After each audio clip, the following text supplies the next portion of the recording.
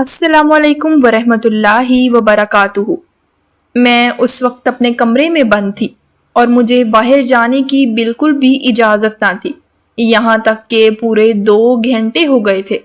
میں کام کر کے تھک گئی تھی اور اس کا صلہ مجھے یوں ملا تھا، مجھے کوئی شکوہ نہ تھا کہ میں ان لوگوں کی فطرت سے اچھی طرح واقف تھی۔ ان کی فطرت ہی ایسی تھی، یہ کسی کو اپنی خوشیوں میں شریک کرنے سے ڈرتے تھے۔ میں نے بھی جب چپ اوڑھ لی اور وہیں اپنے چھوٹے سے کمرے میں وقت گزارنے لگی۔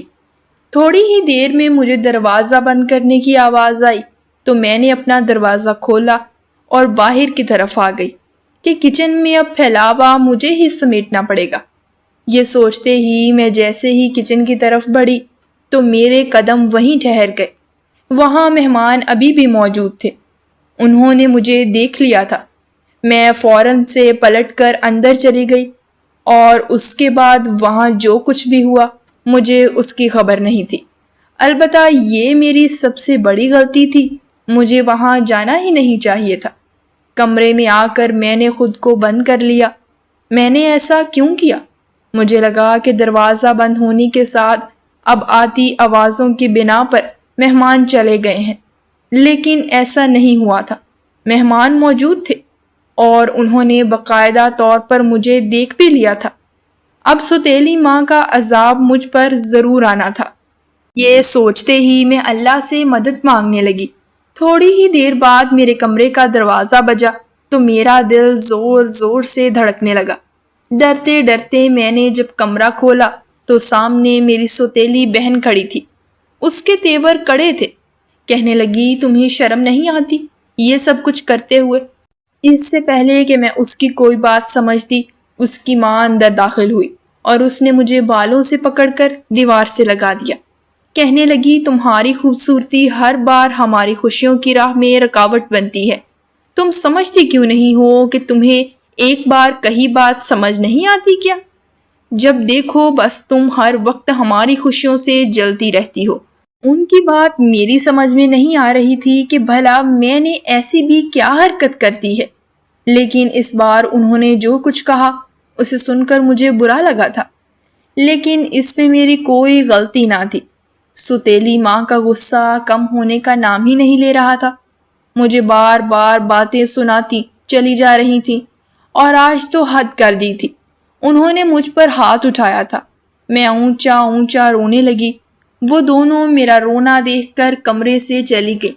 میں سمجھی کہ اب میری جان بخش دی گئی ہے اور اتنا ظلم کافی ہے، لیکن نہیں، میں غلط تھی۔ سوتیلی ماں نے مجھے معاف نہیں کیا تھا، بلکہ ان کا انتقام اور غصہ حد سے زیادہ بڑھ گیا تھا، اور اسی انتقام اور غصے کی آگ نے انہیں صحیح غلط کی پہچان مٹا دی تھی۔ تھوڑی ہی دیر گزری تھی کہ میں رونا بھول کر مجھے ہوش آیا کہ اب کچن کا پھیلاوا سمیٹ لوں، تو جیسے ہی میں نے باہر قدم رکھا، میری سوتیلی ماں باہر جیسے میرا انتظار کر رہی تھی۔ میرے قدم باہر رکھتے ہی اس نے میرے چہرے پر ایک ایسی چیز پھینکی جسے دیکھ کر میں ایک لمحے کے لیے اپنی جگہ جم سی گئی، اور فوراً ہی اپنے بچاؤ کے لیے جیسے ہی ہاتھ آگے کیے تو میں کامیاب نہ ہو سکی۔ میری چیخیں بلند ہو رہی تھیں اور پورا گھر زلزلوں کی لپیٹ میں تھا۔ میری آنکھوں کے آگے اندھیرا چھانے لگا اور مجھے سمجھ نہیں آ رہی تھی کہ یہ سب کچھ کیا ہو رہا ہے۔ میں وہیں بیٹھ کر چیخ چیخ کر رونے لگی، چلانے لگی، اپنے ہاتھ بار بار زمین پر مارنے لگی، اور ایک ہی صدا بار بار میرے منہ سے نکل رہی تھی کہ یا اللہ مجھے بچا لے، یا اللہ مجھے بچا لے، مجھے ظالموں کے عذاب سے بچا یا اللہ، مجھے کچھ بھی نہ ہو۔ میں زاروں قطار ایک ہی بات کرتی چلی جا رہی تھی۔ اس کے بعد میرا ذہن آہستہ آہستہ اندھیروں میں ڈوبنے لگا اور مجھے کچھ سمجھ نہیں آ رہا تھا کہ میرے ساتھ کیا ہو رہا ہے، یہاں تک کہ میں بے ہوش ہو گئی اور مجھے کچھ ہوش نہ رہا۔ میں سارا خان اپنے والدین کی اکلوتی اولاد تھی۔ نہ میرا کوئی بھائی تھا، نہ میری کوئی بہن تھی۔ میری زندگی بہت حسین تھی، بالکل شہزادیوں والی زندگی تھی۔ منہ سے بھی کوئی فرمائش نکلتی نہ تھی کہ والدین اسے پورا کرنے کی تگ و دو میں لگ جاتے تھے۔ ہم لوگ ایک امیر گھرانے سے تعلق رکھتے تھے، میرے ددیال والے بھی اچھے خاصے روپے پیسے میں کھیلتے تھے، جبکہ ننیال والے بھی اچھی خاصی دولت کے مالک تھے۔ یوں خوشحالی ہی خوشحالی تھی اور کسی قسم کی کوئی کمی نہ تھی۔ ہر طرف سے خوشیوں کی آمد تھی اور زندگی بہت حسین گزر رہی تھی۔ ہمارا گھر 4 کمروں پر مشتمل تھا اور ہم لوگ 3 ہی گھر میں رہنے والے تھے۔ غرض کہنے کا مقصد یہ ہے کہ کسی قسم کی کوئی کمی اللہ تعالیٰ کی طرف سے نہیں رکھی گئی تھی۔ ابو خوف خدا رکھتے تھے، چنانچہ انہوں نے روپے پیسے کی ریل پیل کو بھی اللہ تعالیٰ کی آزمائش سمجھا تھا، اور کبھی کوئی ایسا کام نہ کیا تھا جو اللہ کی ناراضگی کا سبب بنے۔ میں اس وقت صرف 12 برس کی تھی جب میری امی اچانک سے شدید بیمار پڑ گئیں اور بار بار امی کو ہاسپٹل داخل ہونا پڑتا۔ کسی ڈاکٹر کو سمجھ نہیں آ رہا تھا کہ کیا ہو رہا ہے۔ پیسہ پانی کی طرح بہایا جا رہا تھا۔ میں الگ اپنی امی کی یاد میں ان کے لیے آنسو بہاتی تھی۔ ایک دم سے زندگی ایسا لگتا تھا کہ جیسے کسی نظر کی زد میں آ گئی ہے اور ٹھیک ہونے کا نام ہی نہیں لے رہی ہے۔ مسلسل 2 سال تک امی شدید تکلیف کا شکار رہیں اور آخر میں جا کر پتہ چلا کہ انہیں کینسر جیسی موذی بیماری نے اپنے وجود میں لے لیا تھا۔ یہ سنتے ہی زاروں قطار رونے لگی اور پورے 2 سال 2 مہینے کے صبر آزما تکلیف کے بعد میری امی اس دنیا سے رخصت ہو گئی۔ وہ دن میرے لیے کسی قیامت سے کم نہ تھا۔ میں 13 سال کی ہو چکی تھی اور مجھے ایسا لگتا تھا کہ جیسے میں بالکل اکیلی رہ گئی ہوں۔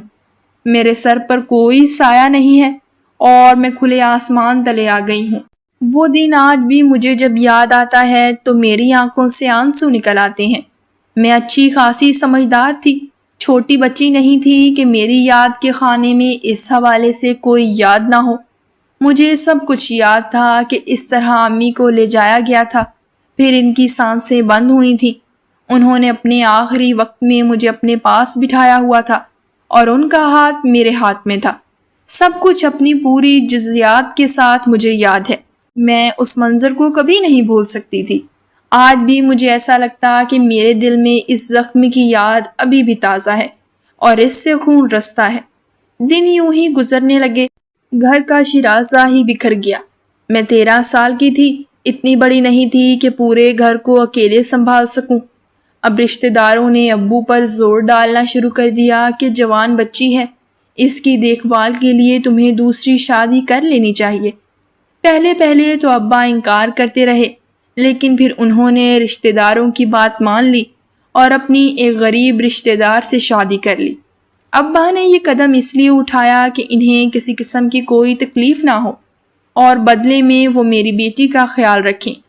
ابا کی دوسری شادی کے حوالے سے میرے اندر کوئی جذبات نہیں تھے، کیونکہ میرے جذبات تو اسی وقت مر گئے تھے جب میری ماں اس دنیا سے رخصت ہو گئی تھی۔ جب مجھے ان کی دوسری شادی کا پتہ چلا تو میں مسکرا بھی نہ سکی۔ مجھے یہ افسوس ہو رہا تھا کہ میری ماں کی جگہ اتنی جلدی ابا نے کسی اور عورت کو دے دی۔ یہ میرے لیے کسی صدمے سے کم نہ تھا، لیکن میں نے یہ صدمہ اپنے دل میں چھپائے رکھا اور خود کو یہ تسلی دینے کی کوشش کی کہ ابا کو بھی تو شریک حیات کی ضرورت محسوس ہوتی ہوگی۔ گھر سنبھالنے کے لیے بھی تو کوئی ایسی عورت چاہیے جو سمجھدار ہو، اگر کوئی اچھے طریقے سے سنبھال سکے۔ چنانچہ میں نے خود سے ابو کے لیے اپنے دل میں یہ جگہ بنا لی کہ مجھے ضرورت نہ ہو، لیکن ابو کی ضرورت ہے۔ چنانچہ انہوں نے اگر شادی کر لی تو اس میں ایسی کوئی بڑی بات نہیں ہے۔ دل کو ہزاروں تعویلیں دینے کے باوجود بھی دل سمجھتا نہیں تھا، لیکن پھر رفتہ رفتہ میں نے اسے سمجھا بجھا کر چپ کروا لیا تھا۔ ستیلی ماں شروع میں تو مجھ سے بہت اچھے طریقے سے پیش آتی تھی، لیکن اکثر مجھے ایسا محسوس ہوتا جیسے وہ میری خوبصورتی سے حسد محسوس کرتی ہیں۔ کبھی کبھی وہ بے خیالی میں میرے بالوں کو ہاتھ میں لے کر کہتی کہ اتنے بڑے بال تمہارے کیسے ہو گئے؟ لگتا ہے تمہاری ماں تمہارا بہت خیال رکھتی تھی۔ تمہاری جلد بھی کتنی خوبصورت ہے، ذرا بھی ہاتھ لگاؤ تو ایسا لگتا ہے کہ جیسے ابھی میلی ہو جائے گی۔ ان کی یہ باتیں سن کر مجھے عجیب سا محسوس ہوتا، کیونکہ وہ شکل سے ذرا کمتر تھے، لیکن میں نے کبھی بھی انہیں یہ محسوس ہونے نہیں دیا تھا۔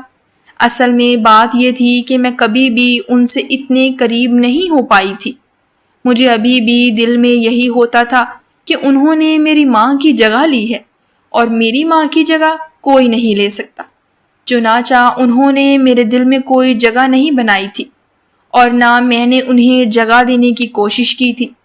ان کا رویہ آہستہ آہستہ میرے ساتھ کھلنے لگا تھا، کیونکہ اب اکثر وہ مجھے حسرت بھری نگاہوں سے دیکھتی، اور کبھی کبھی میں نے یہ بھی محسوس کیا کہ وہ ابو کی توجہ مجھ سے ہٹانے کی کوشش بھی کرتی ہیں۔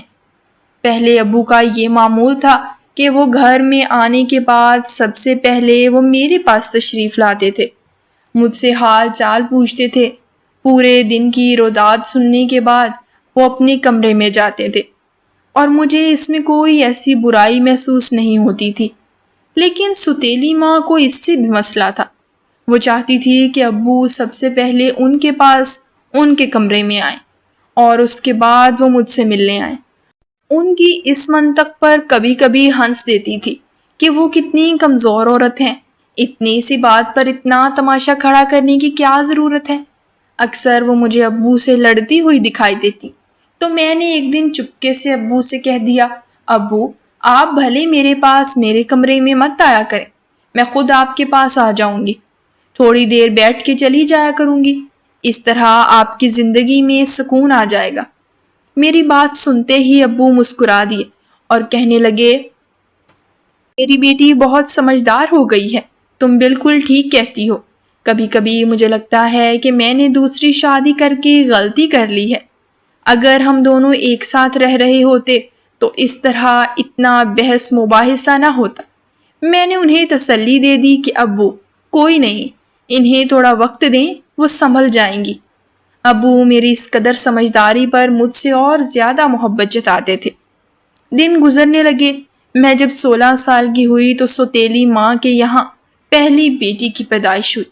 میں بہت خوش تھی کہ چلو ایک بہن آ گئی اور میری کمی دور ہو گئی۔ مجھے ویسے بھی بہن بھائی کی بہت زیادہ کمی محسوس ہوتی تھی، لیکن یہ میری خام خیالی ہی تھی۔ میری بہن کے آتے ہی میری امی اور زیادہ مجھ سے حسد کرنے لگی۔ نہ جانے ایسا کیا تھا کہ وہ مجھے دیکھ کر منہ پھیر لیتی اور مجھ سے سیدھے منہ بات بھی نہ کرتی۔ گھر کے سارے کام بھی مجھ سے کروایا کرتی اور اس کے باوجود وہ مجھ سے کبھی خوش نہ تھی۔ میں پوری کوشش کرتی کہ انہیں مجھ سے کوئی تکلیف نہ ہو، اور ابو کی توجہ بھی اپنی چھوٹی بیٹی کی طرف زیادہ ہو گئی تھی۔ مجھے اس پر بھی کوئی اعتراض نہیں تھا کہ ہمیشہ ایک ہی شخص پر تو ساری توجہ وہ نہیں دے سکتے تھے۔ ویسے بھی میں بڑی ہو گئی تھی، اپنے آپ کو خود سنبھال سکتی تھی، کسی کی ضرورت محسوس نہیں ہوتی تھی۔ ویسے بھی سوتیلی ماں کے آنے سے میری زندگی میں کوئی فرق نہیں پڑا تھا۔ میرا وہی دکھ تھا، وہی میرا اکیلا پن تھا، وہی تنہائی تھی۔ ہاں، البتہ ابو کی زندگی میں فرق پڑا تھا۔ ان کا خیال رکھنے والے، ان کی دیکھ بھال کرنے والی ان کی بیوی آ گئی تھی۔ سوتیلی بہن جیسے جیسے بڑی ہوتی چلی جا رہی تھی، انہیں میری خوبصورتی سے حسد محسوس ہو رہا تھا۔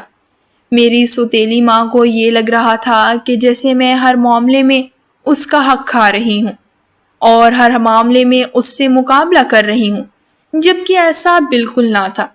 جب وہ ہر بات میں مجھے جھڑکتی اور اپنی چھوٹی بیٹی کو آگے کرتی تو مجھے اس سے تو کوئی حسد محسوس نہ ہوتا، لیکن مجھے سوتیلی ماں کی ذہنیت پر انتہائی افسوس ہوتا، اور تب مجھے اپنی ماں بے حد شدت سے یاد آتی کہ کاش وہ مجھ سے محبت کرتی تو میں بھی بدلے میں ان کی محبت کے جواب میں محبت ہی لوٹاتی، اور یوں ہمارا گھر امن کا گہوارہ بن جاتا۔ لیکن اب دن بدن سوتیلی ماں کے مظالم مجھ پر بڑھتے چلے جا رہے تھے۔ پہلے وہ خاموشی کی زبان میں مجھے ظلم کرتی تھی، اور اب وہ ممکن حد تک یہ کوشش کرتی کہ زبانی کلامی بھی مجھے جتنا دکھ پہنچا سکیں وہ پہچانے کی کوشش کرتی۔ اسی دوران وہ ایک بار پھر امید سے ہو گئی، اور اس بار ابو کے حالات میں کافی فرق آ گیا تھا۔ کاروبار تباہ ہو گیا، تو سوتیلی ماں نے ابو کو بیرون ملک بھیجنے کے لیے زور دینا شروع کر دیا۔ وہ چاہتی تھی کہ ابو بیرون ملک نوکری کریں تاکہ ان کے گھر کے اخراجات پورے ہو سکیں۔ وہ بار بار میری طرف اشارہ کر کے کہتے تھے کہ اسے اپنے گھر کا کرو تاکہ ہمارے گھر کے اخراجات میں کمی آ سکے، اور میں آنکھوں میں نمی لیے انہیں دیکھتی رہ جاتی کہ بھلا مجھے اکیلی کے کیا اخراجات ہیں، جبکہ میں تو کافی عرصے سے جو میرے کپڑے ابو نے سلوا کر دیے تھے اس کے علاوہ کوئی اور کپڑے تک نہ سلوائے تھے۔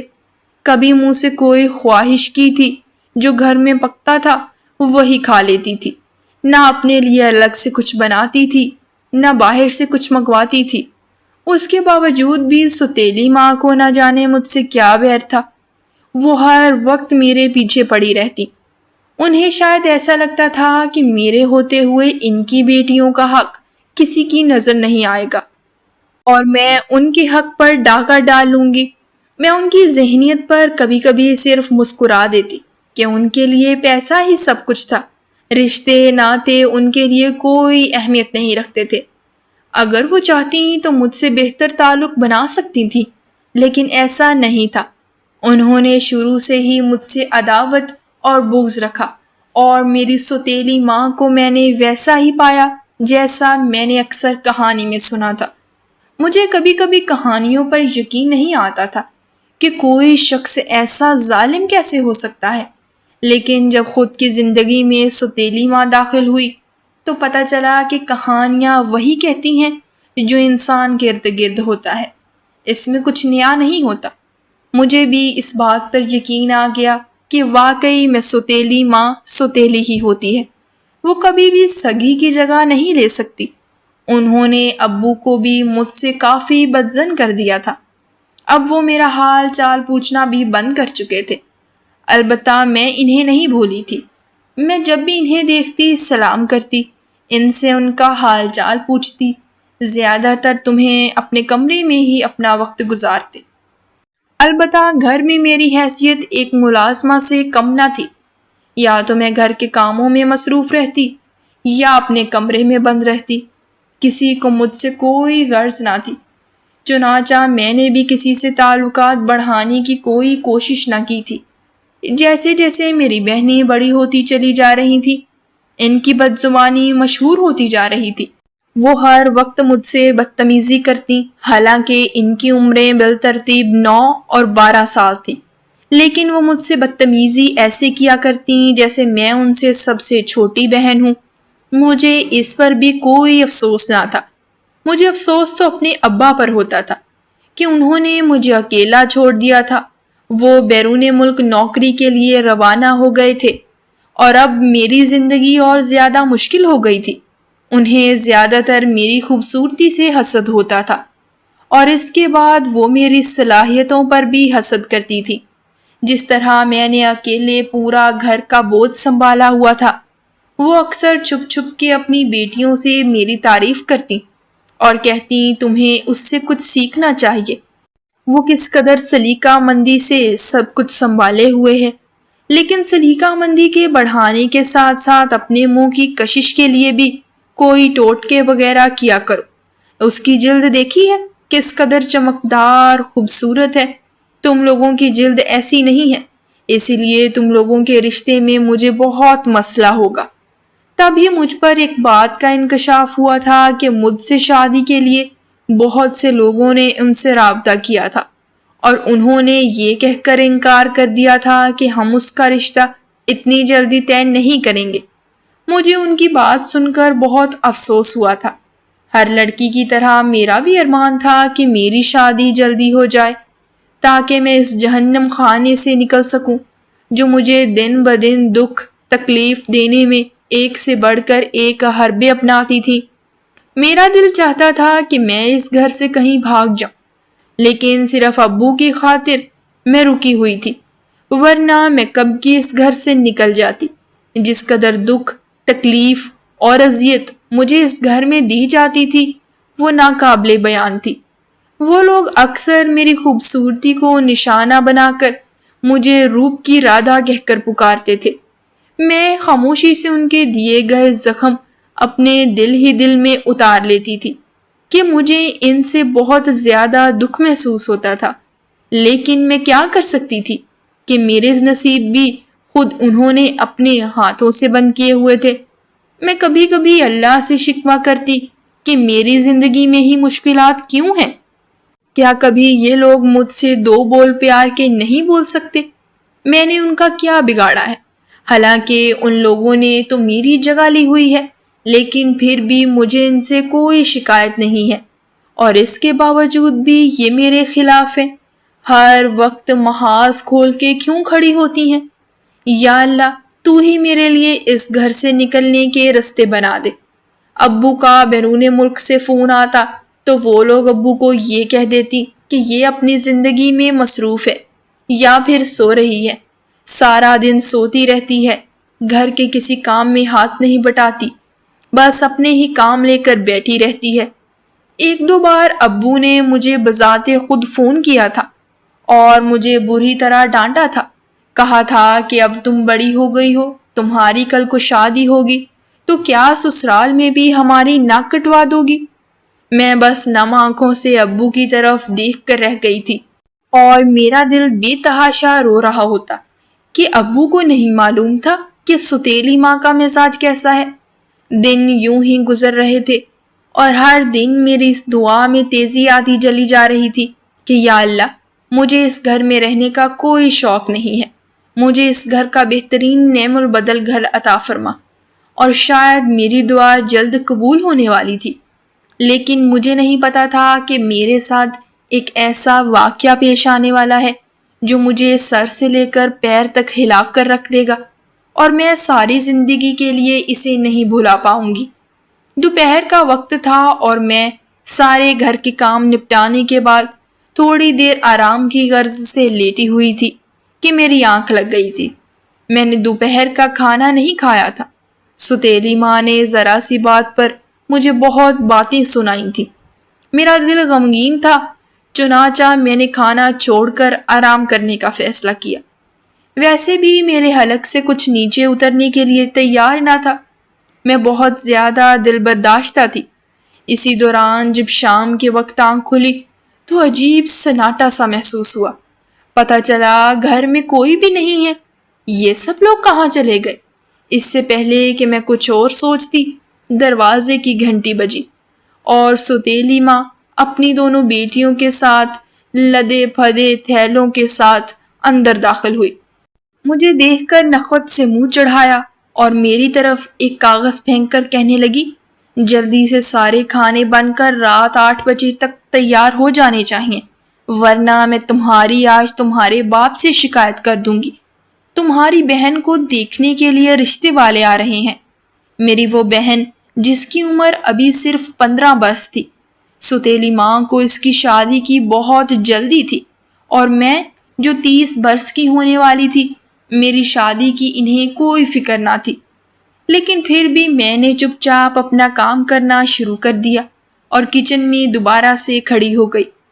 خالی پیٹ کچن میں کام کرنا بہت مشکل لگ رہا تھا، بار بار چکر آ رہے تھے، ایسا لگ رہا تھا کہ ابھی گر جاؤں گی، لیکن پھر بھی میں نے ہمت کر کے وہ سارے کھانے تیار کر لیے۔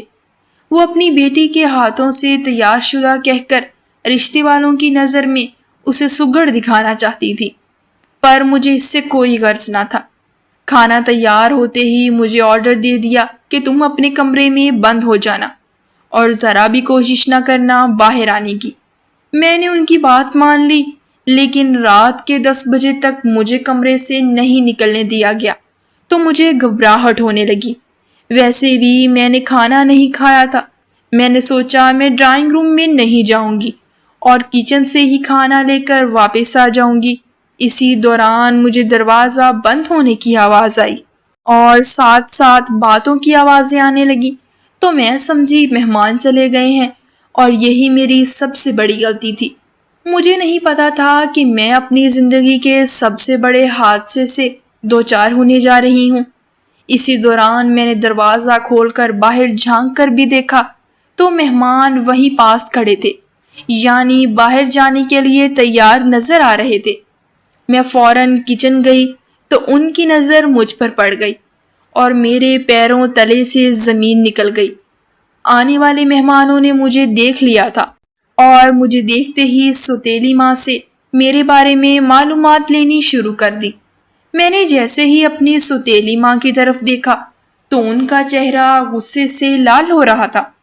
میں فوراً ہی اپنے کمرے میں آ گئی اور شدید کپکپاہٹ مجھ پر طاری ہو گئی کہ یہ مجھ سے کیا ہو گیا تھا۔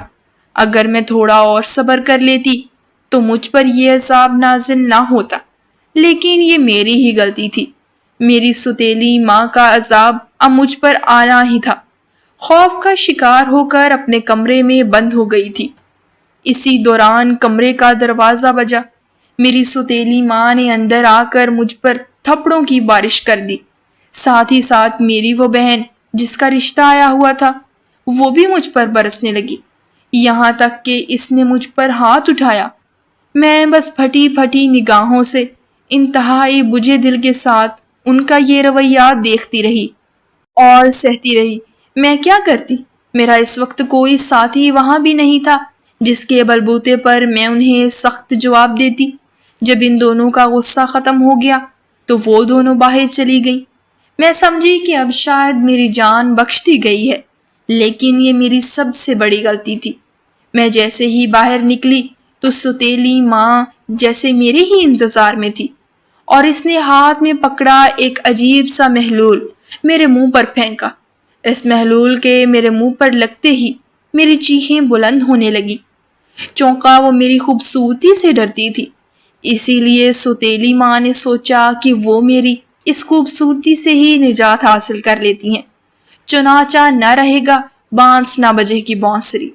جب میری خوبصورتی ہی نہیں رہے گی تو ان کے لیے کوئی مسئلہ نہیں ہوگا۔ میں اس قدر گھناؤنے کام کے بارے میں سوچ بھی نہیں سکتی تھی، لیکن انہوں نے اس پر عمل کر دیا تھا۔ میری چیخیں بلند ہو رہی تھیں اور میں تکلیف کی شدت سے چلا رہی تھی، بار بار اپنا ہاتھ زمین پر مار کر اپنے چہرے پر ہاتھ پھیر کر کہہ رہی تھی کہ یا اللہ مجھے بچا لے، مجھے بچا لے۔ اسی دوران دروازہ بجا تو سوتیلی ماں سمیت دونوں بہنیں چونک گئیں اور ایک دوسرے کی طرف دیکھا۔ انہیں اندازہ نہیں تھا کہ دروازے کے پار کون ہے۔ جیسے ہی دروازہ کھلا اور میری نظر سامنے دروازے پر پڑی تو وہاں میرے بابا جان موجود تھے، ان کے ساتھ رشتے والے بھی موجود تھے۔